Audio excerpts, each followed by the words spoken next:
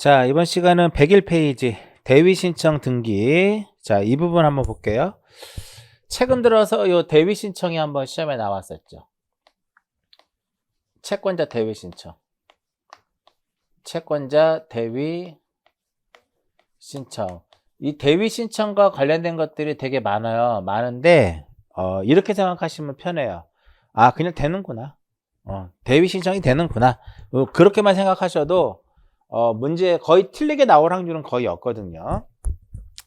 자, 채권자 대위 신청은 이런 겁니다. A가 소유하고 있는 부동산 이렇게 있으면 A하고 B하고 매매 계약이 이루어져요.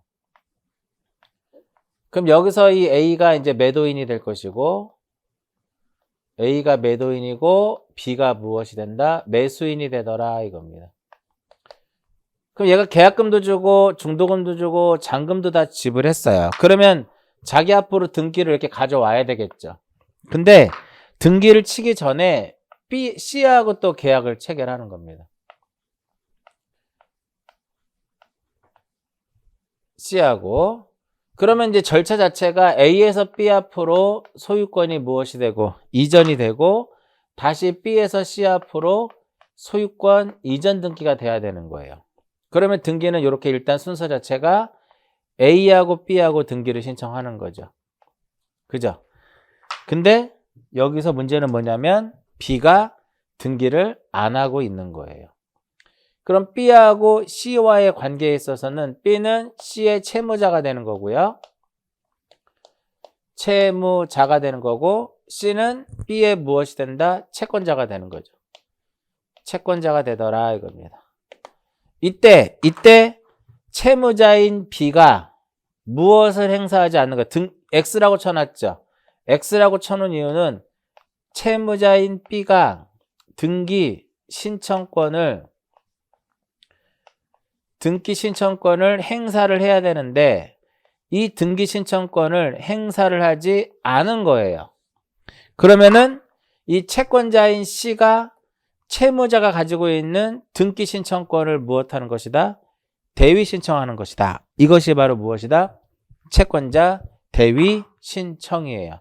따라서 이 그림상에서 A에서 B로 등기 넘어올 때 신청은 누가 하는 것이다? 채권자인 C가 하는 겁니다. 그런데 등기는 누구 앞으로 이루어져요? 채무자 앞으로 등기가 이루어져요. 신청은 누가 한다? 채권자인 C가.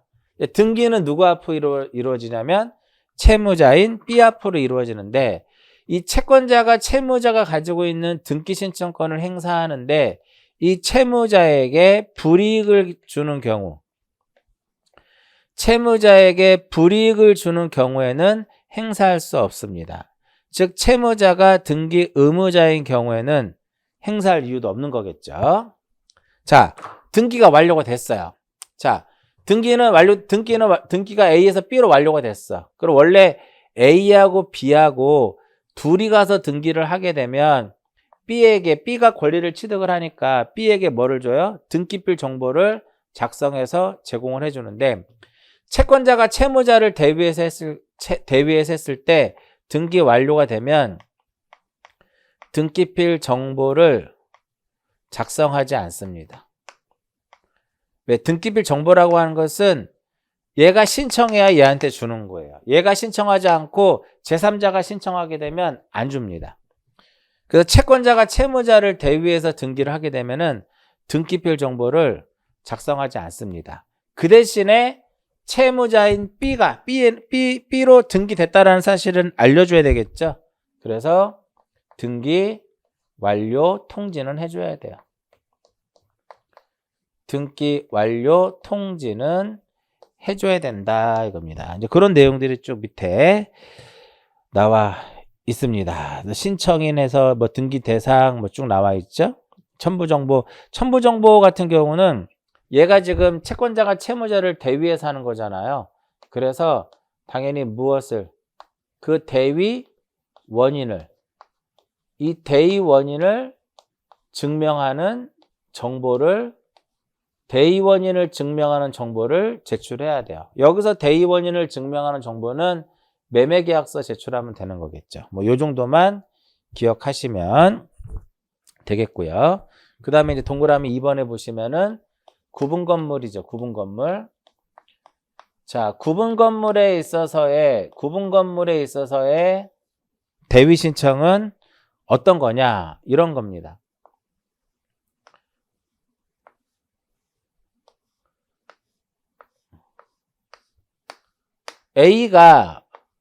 여기서 A가 일부만에 대해서 소유권 보존 등기만은 신청할 수가 없어요.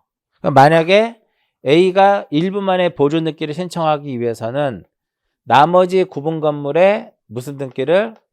나머지 구분 건물에 표시의 등기를 소유권 보존 등기를 신청할 때 동시에 등기를 신청을 해야 돼요. 동시에 신청을 해야 된다 이겁니다.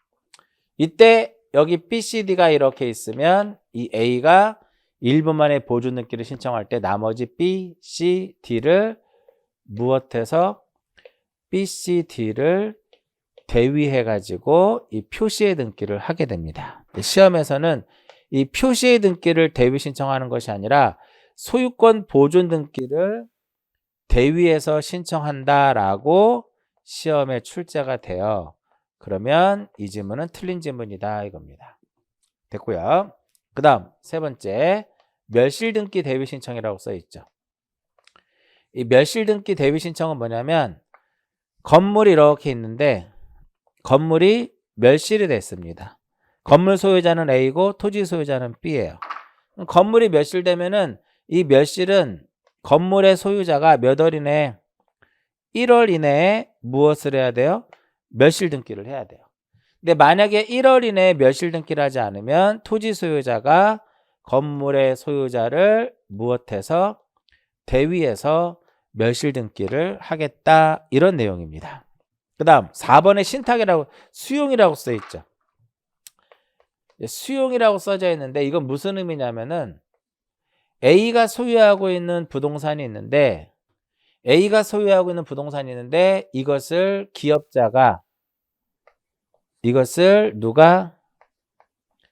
기업자가 이것을 수용을 한 겁니다. 그러면 얘 협력을 기대하기 어려우니까 수용을 원인으로 하는 소유권 이전 등기는 요 기업자가 단독에 의해서 하게 되는 거죠. 단독 신청에 의해서 하게 됩니다. 그런데 이 A가 이 부동산을 취득했을 당시의 주소가 화곡동이에요. 이제 출생지죠. 화곡동인데 이 화곡동이 어디로 바뀌었다? 주소 이전을 했어요. 신월동으로 주소를 이전했는데 여전히 등기상에서는 어떻게? 화곡동으로 돼 있어요. 그러면 기업자는 등기를 가져올 수가 없어요. 명의인의 표시의 변경 등기를 해야만 가져올 수 있어요. 따라서 기업자는 A를 대위해서 이등기를 할 수 있는 거죠. 등기 명의인의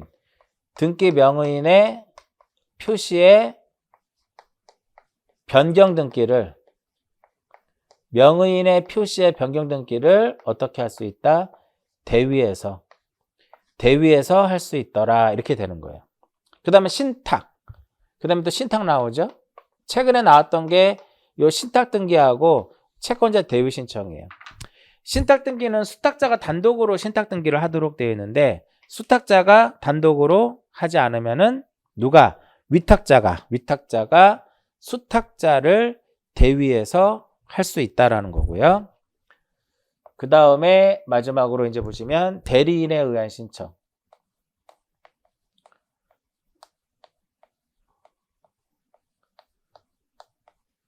자, 대리인에 의한 등기 신청 이렇게 나오죠. 이것도 뭐 그렇게 어려운 내용들은 별로 없습니다. 그래서 교재도 뭐 몇 줄 되지도 않죠.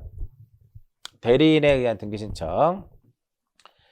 A가 소유하고 있는 부동산이 있는데 매매 계약이 또 역시 이루어져요. 그럼 여기서 이 A를 우리는 무엇이란다? 매도인. B를 매수인 이렇게 얘기하죠.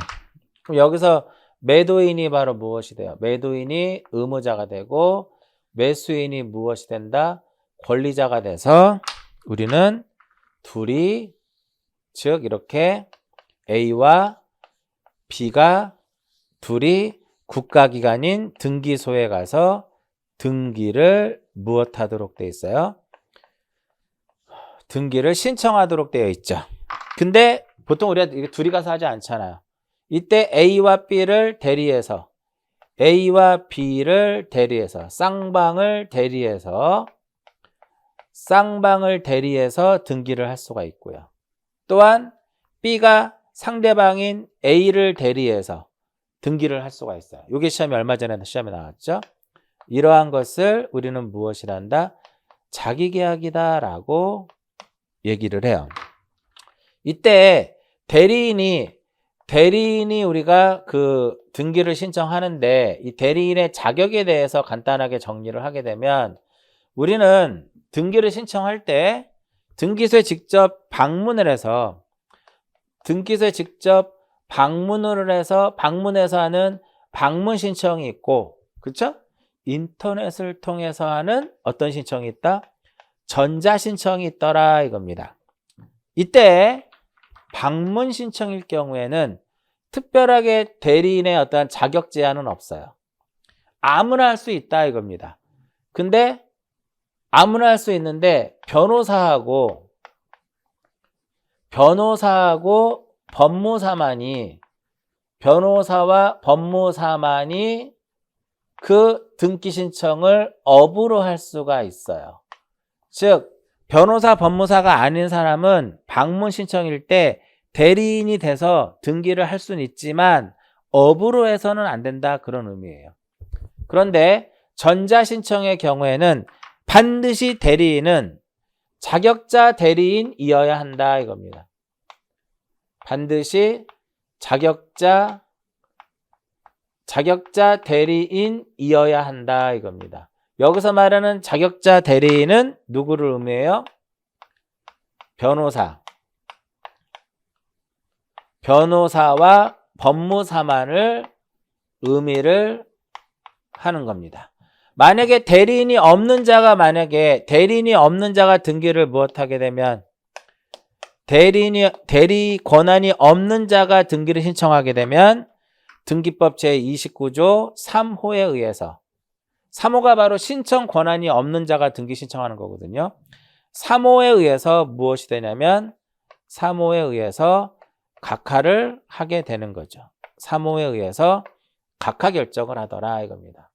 이때 변호사, 법무사는 바쁘잖아요. 따라서 변호사, 법무사는 대리인이 변호사, 법무사일 때는 사무원이 무엇을 할 수 있다? 등기를 신청할 수도 있고 흠결이 있을 때 보정도 가능합니다. 이때 이 사무원은요.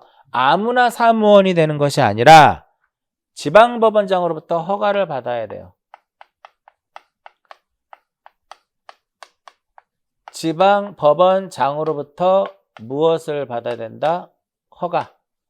허가를 받은 자이어야 한다 이겁니다. 그럼 이 대리인은 언제까지, 대리권의 존속 시기는 언제일까요?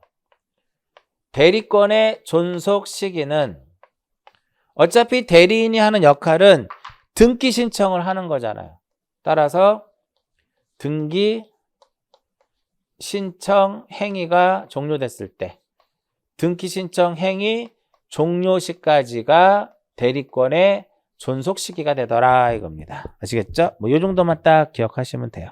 자, 신청의 의무는 예전에 한번 설명해 드렸으니까 넘어가고요. 그러니까 보통 신청의 의무는 등기법상에서 신청의 의무는 어떤 부동산의 표시의 변경이라든지 멸실 등기 1월 이내 해야 되는 거고요. 부동산 등기 특별조치법상에서는 소유권 이전 등기, 쌍무계약인 경우는 반대급부 이행된 날로부터 60일, 편무계약인 경우는 효력이 발생한 날로부터 60일. 소유권 보존 등기의 경우에는 보존 등기를 신청할 수 있는 상태에서 이전 계약을 체결하게 되면 계약일로부터 60일. 할 수 없는 상태에서 이전 계약을 체결했다면 할 수 있게 된 날로부터 60일 이내에 보존 등기를 해야 된다. 이렇게 되는 거고요. 자, 여기까지가 이제 무엇에 대한 거냐면은 여기까지가 우리는 3장에서 신청과 관련된 내용을 설명해 드리는 겁니다. 그럼 우리 신청을 할 때는 등기 신청을 할 때는 서면에 의해서 해야 되는 거거든요. 서면에 의해서 해야 될 것이고 각종 무엇을 제공해야 되냐면은 첨부 정보를 제공을 해야 돼요. 서면과 첨부 정보를 제공을 해야 되는데 여기서 이제 서면으로 해야 되는 거니까 무엇을 작성을 해야 되냐면은 신청 정보라고 하는 것을 신청 정보를 작성을 하게 되는 거죠. 여기서 신청 정보에 대한 것도 시험에 자주 출제가 되는데 일단 신청 정보에서는요. 기본적으로 하나의 건수마다 하나의 신청 정보를 작성을 해야 돼요. 1건 1신청 정보를 작성하는 것을 원칙으로 하는데 예외적으로는 어떻게 할 수 있다? 예외적으로는 일괄적으로 신청할 수 있다 이겁니다. 이 부분 시험에 잘 나와요. 일괄적으로 신청할 수 있는 부분 시험에 자주 출제가 되고요.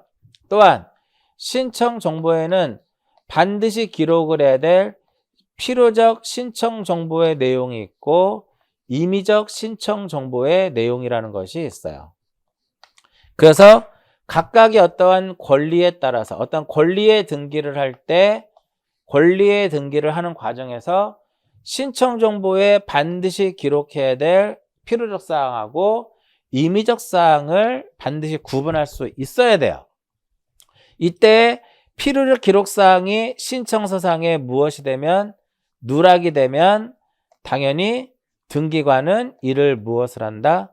각하 결정을 하도록 되어 있고요. 임의적 신청 정보의 내용은 안 써도 돼요. 그런데 등기 원인을 증명하는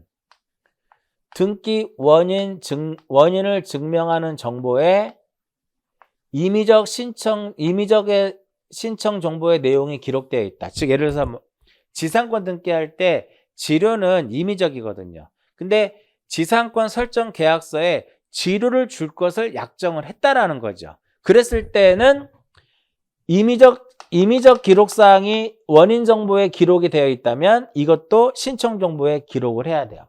그렇지 않으면 각하가 됩니다. 각각의 어떤 권리에 따른 필요적 사항과 임의적 사항은 우리가 권리에 관한 등기할 때 정리해 드리도록 하고요. 여기서 일단 패스. 그리고 신청서에는 간인을 하도록 되어 있어요. 간인을 하도록 되어 있는데 간인은 권리자하고 의무자가 만약에 여러 명일 때는 권리자 의무자가 여러 명일 때는 각각 몇 명만 하면 돼요? 1인만 간인하면 돼요. 근데 신청 정보를 정정할 때는 전원이다 해야 되고요. 특징만 이렇게 써보는 거예요. 공유일 때는 무엇을 기록해라? 신청 정보상에 지분을 기록해야 되겠고요. 그 다음에 합유의 경우에는 지분을 기록하지 않고 합유의 뜻을 기록하도록 되어 있죠. 자, 신청정보 볼게요. 교재 103페이지. 첫 번째 1건 1신청정보다. 근데 예외적으로 일괄로 할 수 있죠.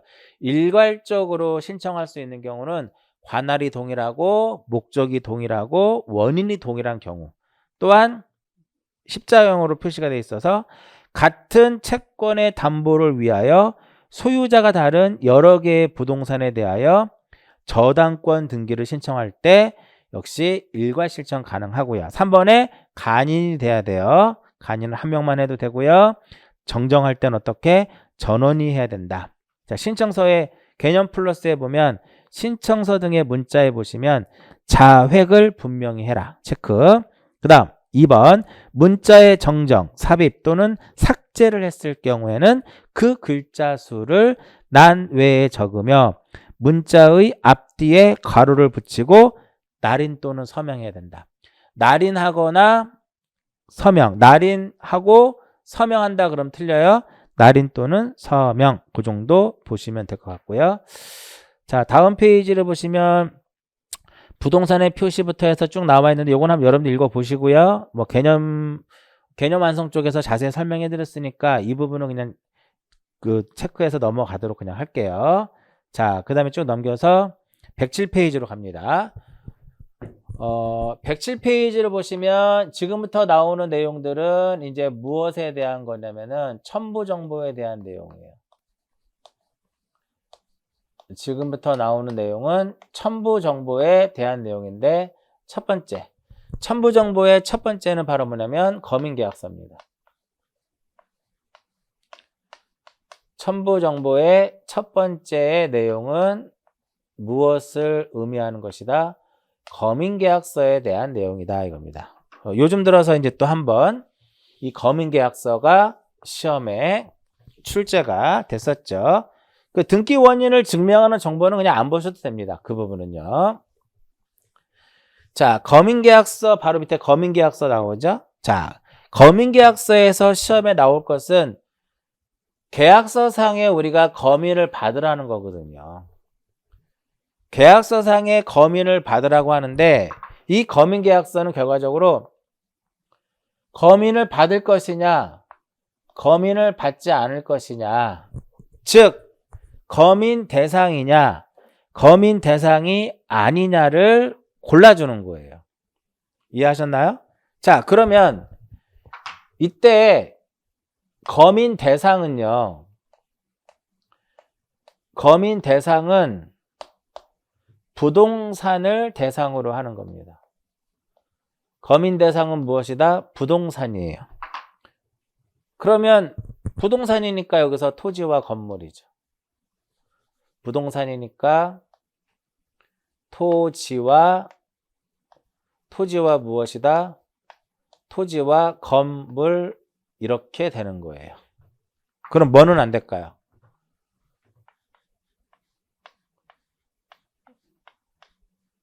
선박, 임목, 재단 얘는 안 됩니다. 부동산이 아니기 때문에. 그리고 여기서 계약이라고 써 있죠. 계약이라고 써 있죠. 이때 계약의 종류는 무엇한다? 계약의 종류는 묻지 않습니다. 이것이 유상계약이든 무상계약이든 쌍무계약이든 편무계약이든 묻지 않습니다. 그러면 이 검인은 누가 해요? 검인은 누가 해주는 것이다? 관할, 시장, 군수, 구청장이 합니다. 검인은 관할, 시장, 군수, 구청장이 검인을 하도록 되어 있어요. 이때 관할, 시장, 군수, 구청장이 검인하는데 이때 이들은 형식적인 구비요건만을 심사를 하도록 되어 있어요. 그래서 이들은 형식적 심사 권한만을 갖습니다. 형식적 심사주의다라고 보시면 돼요. 시험에 어떻게 나와요? 이것이 실질적 심사다 그러면 X 이렇게 체크해서 보시면 되겠고요. 자, 이제 그럼 이제 보면 자, 가장 핵심은 이거라고 그랬어요. 받을 것이냐, 받을 것이냐. 검인의 핵심은 이겁니다. 검인계약서는 계약을 무엇으로 하는? 계약을 원인으로 하는 소유권 이전 등기.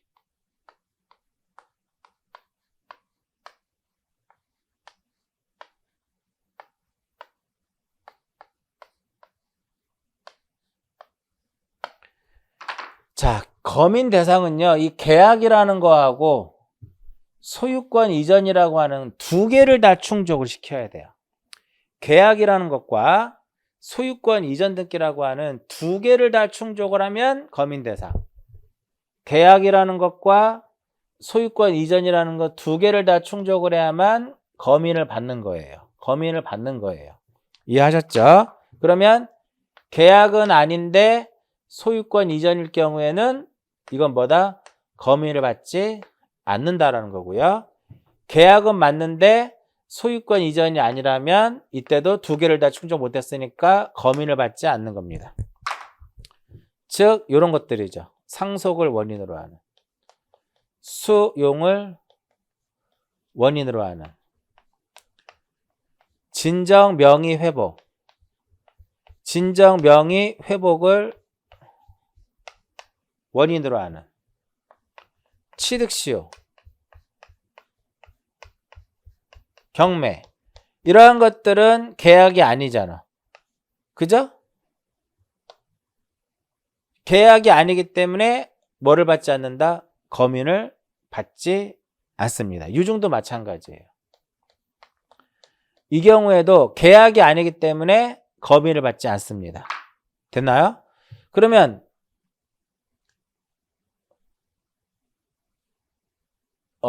소유권 계약이 아니 요쪽 계약이 아니기 때문에 무엇을 받지 않는다? 검의를 받지 않는 거고. 요게 요 부분 전리가 하는 거고요. 그다음에 계약은 맞는데 소유권 이전 등기가 아니에요. 그게 바로 어떤 걸까요? 뭐 설정 계약이나 설정 계약. 그러니까 이렇게 볼까요? 소유권 이외의 권리. 소유권 이외의 권리의 경우는 검의를 받을 필요가 없게. 어차피 소유권 이전 등기일 때만 하는 거니까. 그러면 이때 검의를 받을까요? 소유권 이전에 가등기 할 때. 가등기는 소유권 이전 등기가 아니죠. 그렇기 때문에 얘는 검의를 받지 않습니다. 그러면 언제 검인을 받으면 돼요? 이 소유권 이전 등기라고 하는 본등기를 했을 때 검인을 받습니다. 즉 가등기 때는 검인을 받지 않습니다. 그럼 언제 받아요? 본등기 할 때. 소유권 이전 등기를 말소할 때도 검인을 받지 않습니다. 그럼 왜 검인을 받지 않을까요? 소유권 이전이 아니기 때문에 그렇다 이겁니다. 그러면 이 두 개를 다 충족을 하면 검인을 받는단 말이에요. 그 대표적인 것이 어떤 것들이냐면은 공유물 분할 계약서라든지 명의신탁 해지 약정서,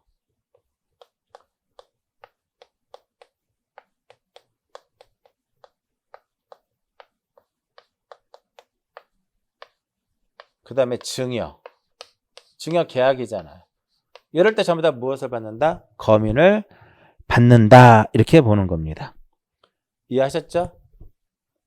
그러니까 소유권 이외에 걸리니까 얘는 무슨 설정 등기 하는 거잖아. 무슨 설정 등기를 할 때는 검인을 받는다, 안 받는다?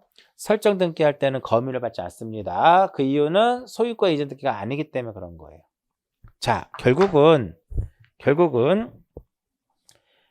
검인을 받을 것이냐 말 것이냐는 계약이면서 소유권 이전이라는 것을 다 만족을 시켜야 돼요. 자, 근데 여기서 하나 예외 규정이 하나 있죠.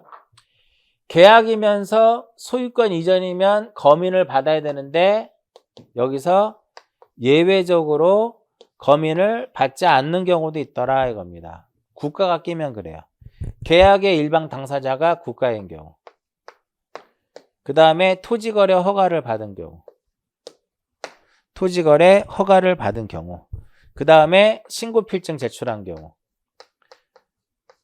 실거래가 신고를 해서 신고필증을 제출해. 요 세 개는 계약이면서 소유권 이전 등기이지만 예외적으로 검인 대상에서 빠지더라 이겁니다. 그래서 항상 여러분들은 검인에 대한 문제가 나오면 머릿속에서 무엇을 생각한다? 머릿속에서 계약을 원인으로 하는 소유권 이전이라고 하는, 계약을 원인으로 하는 소유권 이전 등기라고 하는 것을 꼭 기억을 하셔야 된다 이겁니다. 그래야 검인을 받을 것이냐 말 것이냐가 판단이 되는 거고요. 자, 그 다음에 3번에 보시면 이제 뭐가 나오냐면은 거래 신고 필증과 매매 목록이 나오죠.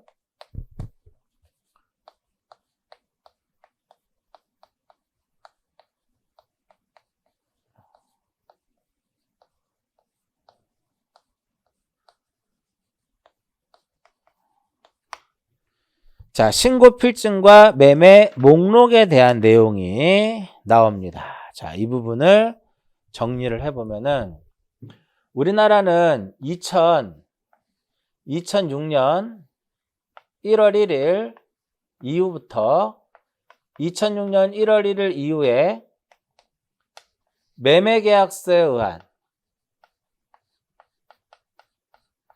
매매계약서에 의한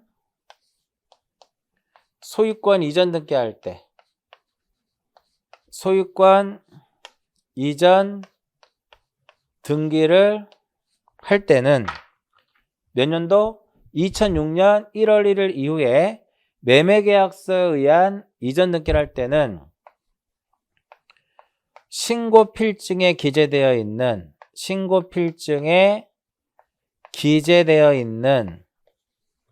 무엇을 거래 가액을 무엇하도록 되어 있어요? 등기하도록 되어 있더라 이겁니다. 당연히 이거 제출해야 된다는 소리예요. 그죠? 자, 이 거래가액의 등기에 있어서는 몇 개를 충족을 해야 되냐면 3개를 충족을 해야 돼요. 첫 번째, 2006년 1월 1일 이후여야 될 것.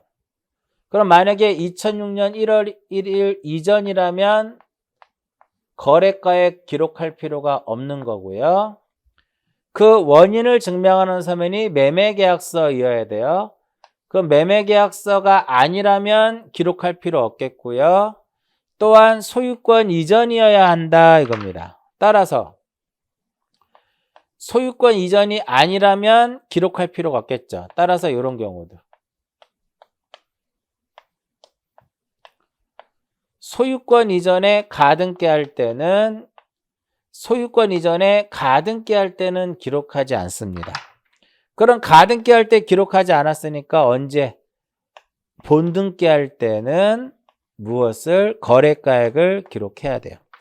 자, 매매계약서가 아닌 경우는 기록하지 않는다 그랬죠. 그럼 만약에 매매계약서가 아닌 무엇이라면 그 원인 서면이 판결서다 기록하지 않는다는 소리예요. 그죠? 그런데 여기서 이제 조심할 게 뭐냐면은 가등기기에서 본등기 할 때는 거래가액을 등기하는데 그것이 매매계약서가 아니더라도 가등기기에서 본등기를 할 때는 그것이 매매계약서가 아니더라도 거래가액을 기록하도록 되어 있어요. 그러면 이 거래가액을 등기하는데 어디에다가 등기를 해요? 등기부 어디에다가? 등기기록 갑구에다가. 등기기록 갑구에다 하는데 갑구 끄트머리에 뭐가 있어요? 권리자 및 기타 사항이 있죠. 권리자 및 기타 사항란이 있는데 여기에다가 우리는 무엇을 기록한다? 거래가액을 기록해요. 근데 매매 목록을 제출했을 경우에는 거래가액을 기록하지 않습니다. 거래가액을 기록하지 않고 그 대신에 여기에다가 권리자 및 기타 사항에다가 거래가액을 기록하지 않고 목록번호만 기록하도록 되어 있어요. 자, 이때 매매 목록은 등기부로 취급되기 때문에 몇 년간 보존한다? 영구 보존 장부가 되는 거고요. 그러면 우리는 이 매매 목록을 언제 제출해야 될 것이냐 이거예요.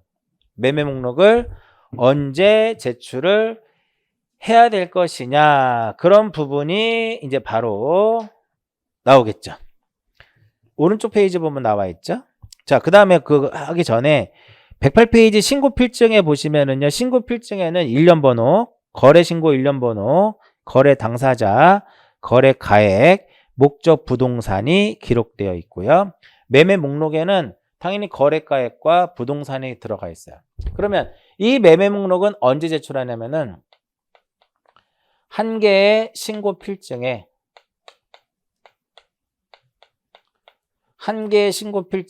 둘 이상의 부동산이 기록되어 있는 경우. 이럴 때 무엇을 제출한다? 매매 목록을 제출합니다. 또한 한 개의 신고 필증에 한 개의 부동산이 기록되어 있다 하더라도 한 개의 신고 필증에 한 개의 부동산이 기록되어 있다 하더라도 수인과 수인 사이의 매매인 경우에는 무엇을 제출한다? 매매 목록을 제출하게 돼요. 이때 매매 목록을 제출하게 되면 앞에서도 얘기한 것처럼 권리자 및 기타 사항에다가 거래가액을 기록하지 않고 그 목록 번호를 기록합니다. 목록 번호를 기록하면 그 목록을 찾으면 거기에 뭐가 들어가 있어요? 거래가액과 그 목적 부동산과 그 거래가액이 기록되어 있다라는 거죠. 됐나요? 이렇게 해서 첨부 정보에 대해서 몇 가지 정리해 드렸고요. 그 다음에 등기 필 정보에 대해서 정리합니다. 등기필 정보. 시험에 등기필 정보 상당히 중요합니다. 교재 109페이지에 보시면 등기필 정보가 나와요. 그래서 교재 109페이지에 한 3페이지 정도에 대해서 쭉 나와 있는데 뭐 양은 되게 많은 것 같지만 별거 아니에요. 자, 등기를 신청할 때는 등기 신청할 때 등기 의무자의 권리에 관한 등기필 정보를 제공 이렇게 가는 거예요. 이게 가장 핵심입니다. 우리 교재에서도 등기 의무자의 권리에 관한 등기필 정보라고 써 있죠. 결국은 뭐냐면 등기 어떠한 진정성을 확보하는 차원에서 이 등기필 정보를 제공하는 겁니다. 자, 여기서 등기필 정보는 등기필 정보를 제공하는 거예요. 누가 제공하는 것이다? 누가 제공하는 거냐면 등기 의무자가 제공하는 겁니다. 자, 우리가요, 등기 의무자라는 것은 과거의 권리자였다는 거죠. 권리를 취득했으니까 의무자의 위치에도 있을 수 있는 거겠죠. 따라서 등기 의무자가 과거에 권리를 무엇하고 취득하고 교부받은 등기필 정보를 제공해라 이렇게 되는 거예요. 그래서 무엇을 취득하고 권리를 취득하고 교부받은 등기필 정보를 제공해야 된다 이겁니다. 그럼 여기서 이제 보세요. 등기 의무자라는 말이 써 있죠. 자, 등기 의무자라고 하는 것은 결과적으로 무슨 신청일 때 등장을 해요? 공동 신청일 때 등기 의무자가 등장을 합니다. 맞나요? 그럼 공동 신청이라고 하는 것은 등기 권리자와 누구? 등기 의무자가 하는 거죠. 그래서 보통 등기필 정보 제공은 공동 신청일 때 누가? 등기 의무자가 제공하는 것을 등기 의무자가 제공을 하는 거예요. 그런데 여기서 어떤 규정이냐면은 예외 규정이 있더라 이겁니다. 예외 규정. 예외 규정이 있는데 그 예외 규정이 바로 뭐냐면 환매예요. 환매 특약 등기.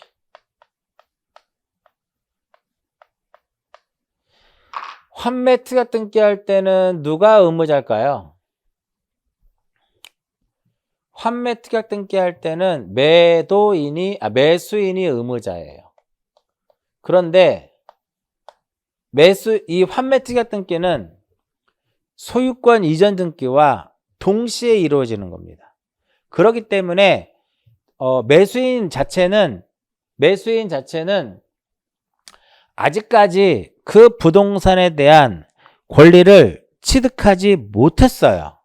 그렇기 때문에 어떠한 등기필 정보가 존재하지 않는 거죠. 여기다 넣어볼까요?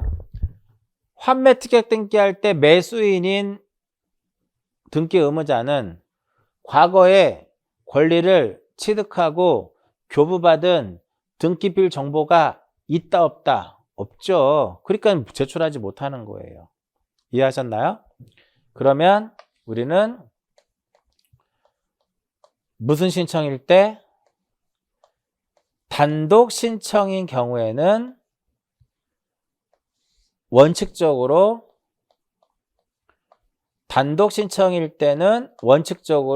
제공하지 않는 겁니다. 우리 전 시간에 단독 신청 설명해 드렸죠. 단독 신청 모두 다 등기필 정보하고는 관련이 없습니다. 단 예외적으로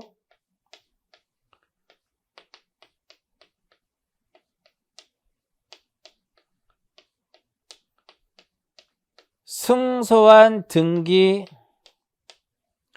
의무자가 단독으로 등기를 신청할 때는 의무자가 가지고 있는 등기필 정보를 무엇해라? 제공해라. 이렇게 되는 겁니다. 볼까요? 여기다 이렇게 써보세요.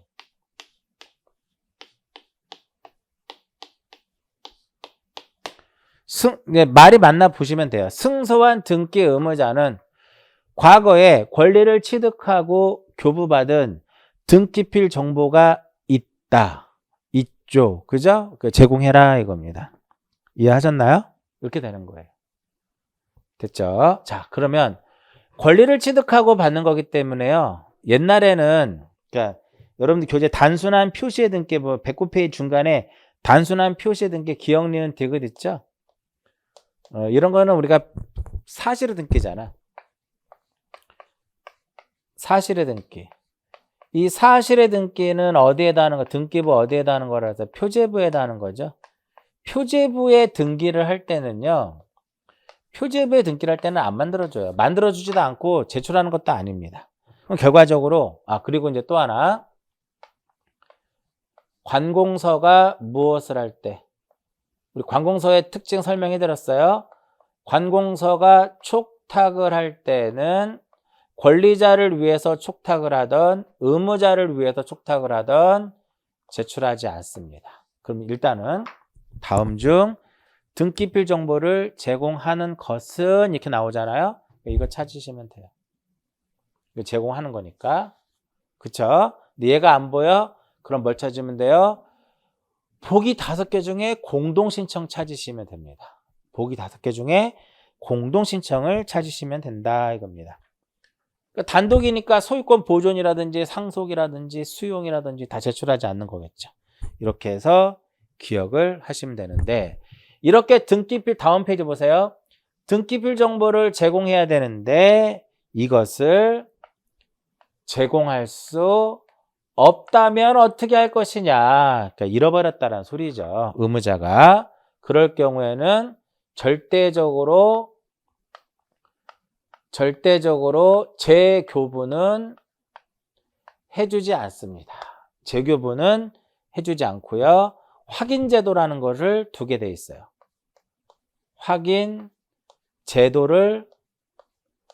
확인제도라는 규정을 두고 있다. 첫 번째.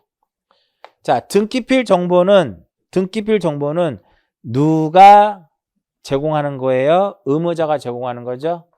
따라서 등기 의무자가 등기소에 직접 출석을 해가지고 내가 의무자다라고 하는 것을 확인시켜주면 됩니다.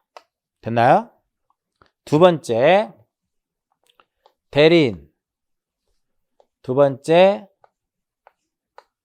대리인이 확인 정보를 작성하면 돼요. 대리인의 확인 정보를 작성을 해서 제출하면 돼요. 이때 여기서 이 대리인은 아무나 안 됩니다. 반드시 여기서는 변호사와 법무사이어야 한다 이겁니다. 변호사와 법무사만이 가능하더라 이겁니다. 세 번째, 의무자가 작성한 부분에 대해서 공증을 받으면 돼요. 신청정보상에 의무자가 작성한 부분에 대해서 공증을 받으면 돼요. 이 세 가지 중에 하나를 취하면 됩니다. 자, 이때 이렇게 셋 중에 하나를 취했다. 그죠? 즉, 등기 의무자가 등기필 정보를 제공할 수 없다면 인감증명을 또 제공해야 돼. 이러한 방법을 취했다면 인감증명서를 우리는 제출을 해야 돼요.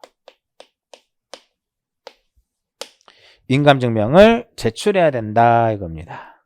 자, 그 다음에 오른쪽 페이지에 보시면 등기필 정보의 작성 및 통지 이렇게 나와 있죠. 요거 한번 볼게요.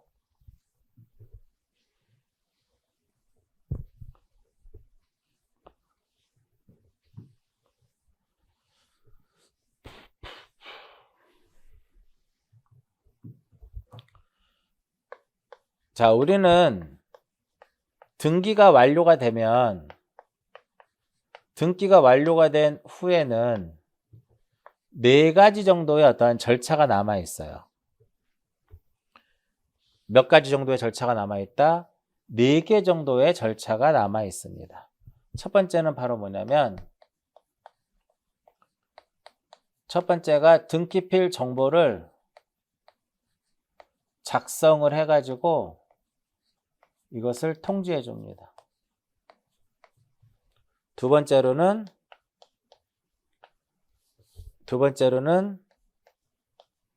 등기 완료 통지합니다.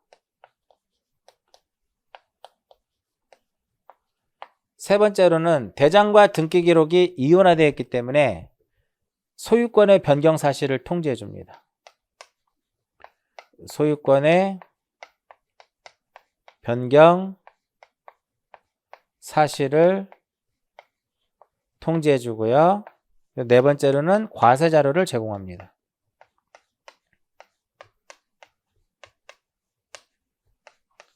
이렇게 되는 거예요. 그럼 여기서는 이제 이 내용이죠. 자, 등기필 정보라고 하는 것은, 자, 이게 개념이 뭔지를 기억하셔야 돼요. 등기필 정보라고 하는 것은 등기 기록에 새로운 권리자가 기록이 되면 그 권리자를 확인하기 위해서 누가 작성하는 것이다? 등기관이 작성을 해가지고 통지해 줍니다. 누구한테? 등기 권리자에게 통지하는 거예요. 이해하셨나요? 그러면 등기필 정보라고 하는 것은 새로운 권리자가 기록된다 그랬죠. 즉 작성은 언제 하는, 그럼 이 작성은 언제 하느냐? 권리를 취득하는 경우에, 즉 권리의 보존 등기라든지 설정 등기라든지 이전 등기할 때, 권리의 보존, 설정, 이전 등기할 때 작성을 해줍니다. 따라서 어떠한 그 일반적인 변경 등기라든지 일반적인 경정이라든지 말소 등기라든지 이럴 때는 만들어주지 않는 것을 원칙으로 해요. 자, 그 다음에 설정이라든지 이전은 기본적으로 무슨 신청이에요? 얘는 공동신청이죠. 공동신청이면 뭐가 존재할까요? 청구권이 존재하죠. 청구권을 보존하기 위해서 하는 게 무엇이다? 가등기죠. 가등기 때도 만들어준다 이거예요. 됐나요? 그리고 두 번째, 권리자를 추가하는 경우. 권리자를 추가하는 변경 등기와 그 다음에 경정 등기할 때 만들어줍니다. 그러면 권리자를 추가하는 변경 등기는 뭐냐면은 합유자가 추가되는 경우에, 대표적으로 이 경우에는 어떤 경우다? 합유자가 추가되는 경우예요. 이때 합유자가 추가되는 경우에 하는 등기를 우리는 어떤 등기라고 하냐면 합유 명의인의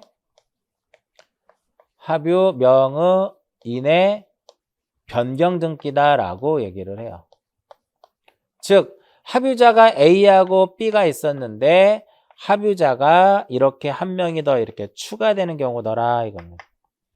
됐죠? 자, 그 다음에 권리자가 추가되는 경정등기 이쪽에다 한번 쓸까요? 이건 어떤 거냐면은 원래 이 부동산이 A하고 B하고 무엇이다? 공유예요.